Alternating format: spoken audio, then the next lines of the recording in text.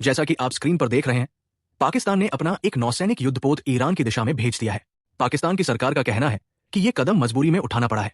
देश में कच्चे तेल की भारी कमी हो गई है और सामान्य तरीके से तेल लाने वाले टैंकर आसानी से नहीं पहुंच पा रहे हैं।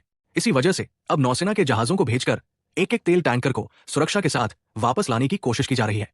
हालात इतने कठिन हो गए हैं कि पाकिस्तान को अपनी नौसेना के जहाज भी इस जोखिम भरे माहौल में भेजने पड़ रहे हैं। युद्ध जैसी स्थिति के बीच समुद्र में जाना आसान नहीं होता, क्योंकि अगर किसी हमले में जहाज को नुकसान हुआ तो बड़ा संकट खड़ा हो सकता है। पाकिस्तान के लिए यह फैसला इसलिए भी जोखिम भरा माना जा रहा है क्योंकि उसकी नौसेना पहले से ही बहुत मजबूत स्थिति में नहीं है। समुद्र में चल रहे तनाव के बीच अगर किसी ड्रोन या मिसाइल का छोटा सा हमला भी हो जाए तो जहाज को भारी नुकसान हो सकता है। फिर भी सरकार का कहना है कि उनके पास कोई दूसरा रास्ता नहीं बचा था। तेल के बिना देश की अर्थव्यवस्था और रोजमर्रा की जिंदगी दोनों पर असर पड़ रहा है। बिजली, परिवहन और उद्योग सभी जगह तेल की जरूरत होती है। ऐसे में टैंकरों को सुरक्षित लाना उनके लिए जरूरी बन गया है। पिछले कुछ दिनों में पाकिस्तान के अंदर पेट्रोल और डीजल की कीमतें तेजी से बढ़ी है। कुछ जगहों पर दाम 60 से 70 रुपए तक बढ़ने की खबरें सामने आई है। इसके कारण पेट्रोल पंपों पर लंबी लाइनें लगने लगी है। लोग डर के कारण पहले से ज्यादा ईंधन जमा करने की कोशिश कर रहे हैं। इससे बाजार में और कमी महसूस होने लगी है। कई शहरों में लोगों को घंटों इंतजार करना पड़ रहा है। सरकार स्थिति संभालने की कोशिश कर रही है, लेकिन अभी हालात सामान्य नहीं हुए हैं। मान लीजिए कि पाकिस्तान का यह समुद्री ऑपरेशन सफल भी हो जाता है और टैंकर सुरक्षित पहुंच जाते हैं, तब भी समस्या पूरी तरह खत्म नहीं होगी। विशेषज्ञों का मानना है कि इससे देश की कुल जरूरत का शायद 20% ही पूरा हो पाएगा। पाकिस्तान की आबादी बहुत बड़ी है और ऊर्जा की मांग भी लगातार बढ़ रही है। ऐसे में थोड़ी मात्रा में तेल आने से केवल अस्थायी राहत ही मिल सकती है। यही कारण है कि सरकार ने ईंधन बचाने के लिए कई नए कदम उठाने शुरू कर दिए हैं। देश में कई जगह विश्वविद्यालय और स्कूल कुछ समय के लिए बंद कर दिए गए हैं ताकि परिवहन और बिजली की खपत कम हो सके। कई सरकारी और निजी दफ्तरों को घर से काम करने की सलाह दी गई है। जहां यह संभव नहीं है वहां काम के दिनों को कम कर दिया गया है। उदाहरण के तौर पर कुछ जगह निर्माण कार्य या अन्य मजदूरी वाले काम सप्ताह में केवल 4 दिन ही करने की अनुमति दी गई है। इन कदमों का उद्देश्य ईंधन की खपत कम करना है ताकि जो सीमित संसाधन मौजूद हैं उन्हें ज्यादा समय तक चलाया जा सके। कुछ लोग ये सवाल भी पूछते हैं कि पाकिस्तान दूसरे देशों से तेल क्यों नहीं खरीद लेता।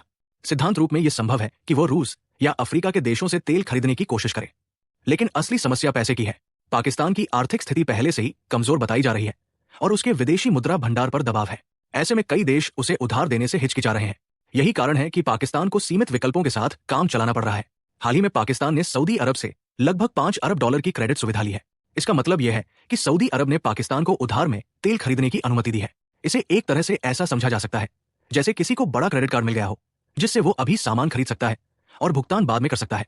इस मदद से पाकिस्तान को थोड़ी राहत जरूर मिली है, लेकिन ये भी स्थायी समाधान नहीं है। आखिरकार उधार का पैसा भी किसी समय लौटाना पड़ता है। अब कुछ लोग ये भी पूछते हैं कि अगर दुनिया में तेल और गैस को लेकर तनाव बढ़ रहा है तो क्या भारत को भी चिंता करनी चाहिए। ऊर्जा के मामले में भारत की स्थिति अपेक्षाकृत मजबूत मानी जाती है। देश के पास कच्चे तेल और ईंधन का रणनीतिक भंडार मौजूद है जिससे कुछ समय तक जरूरत पूरी की जा सकती है। इसके अलावा भारत के कई देशों के साथ तेल खरीदने के लंबे समय के समझौते भी हैं, जिनमें रूस जैसे देश शामिल है। इसलिए अचानक आपूर्ति रुक जाने की स्थिति में भी तुरंत संकट आने की संभावना कम रहती है।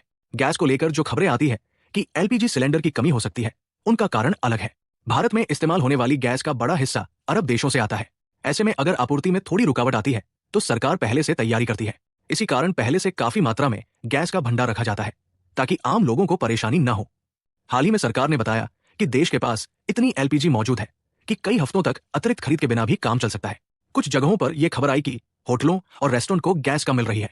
इसका कारण यह है कि सरकार ने जरूरी वस्तुओं से जुड़े नियम लागू करके प्राथमिकता आम घरों को दी है, यानी घरेलू उपभोक्ताओं को पहले गैस दी जा रही है और कुछ जगहों पर व्यावसायिक उपयोग के लिए आपूर्ति अस्थायी रूप से कम की गई है। इसका उद्देश्य यह है कि अगर अंतर्राष्ट्रीय स्थिति लंबे समय तक तनावपूर्ण रहती है तो भी आम लोगों को सिलेंडर की कमी महसूस न हो। ऊर्जा सुरक्षा के मामले में भारत की स्थिति इसलिए भी मजबूत मानी जाती है क्योंकि देश के पास बड़ा विदेशी मुद्रा भंडार है। इसी भंडार की मदद से जरूरत पड़ने पर दूसरे देशों से ऊर्जा खरीदना संभव हो जाता है। जब वैश्विक बाजार में कीमतें बढ़ती हैं या आपूर्ति में बाधा आती है तब यही आर्थिक ताकत काम आती है।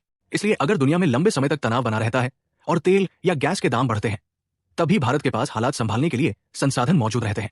यही वजह है कि कठिन समय में भी देश अपनी ऊर्जा जरूरतों को संभालने की क्षमता रखता है।